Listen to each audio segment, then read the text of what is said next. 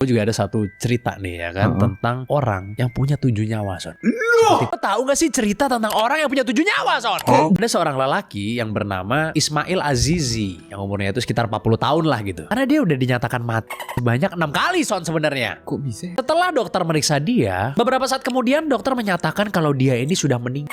Tapi tiba-tiba dia malah bangun lagi, Son. Tapi ada kejadian kedua, Son, di mana si Ismail ini itu terserang penyakit malaria, sehingga tim medis lagi-lagi menyatakan bahwa dia ini udah meninggal. Tapi pas tubuhnya baru aja dimasukin ke dalam peti mati, Ismail tiba-tiba bergerak dan terbangun, Son. Terus ada kejadian ketiga, di mana Ismail ini kecelakaan di jalanan, Son. Bahkan dia ini itu sampai dinyatakan mengalami mati otak oleh dokter, Son. Terus ada kejadian keempat, di mana dia ini lagi kerja di ladang, terus habis itu digigit sama ular yang sangat berbisa, Son.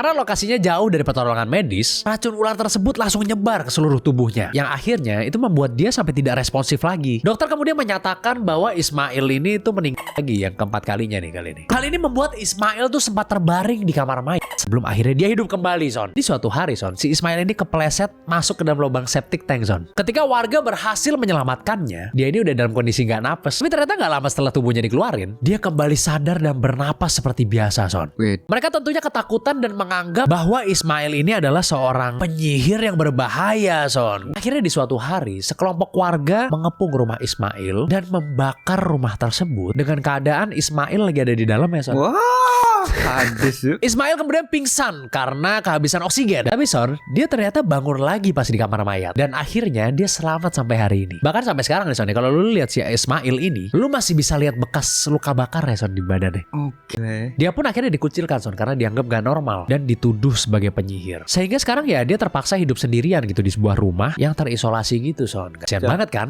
Kalau menurut lu itu keberuntungan apa apes gitu menurut lu? 6 kali hampir loh, tapi Udah hidup kayak lagi. fiksi. Itu lebih ke apa sama beruntung kalau menurut lu?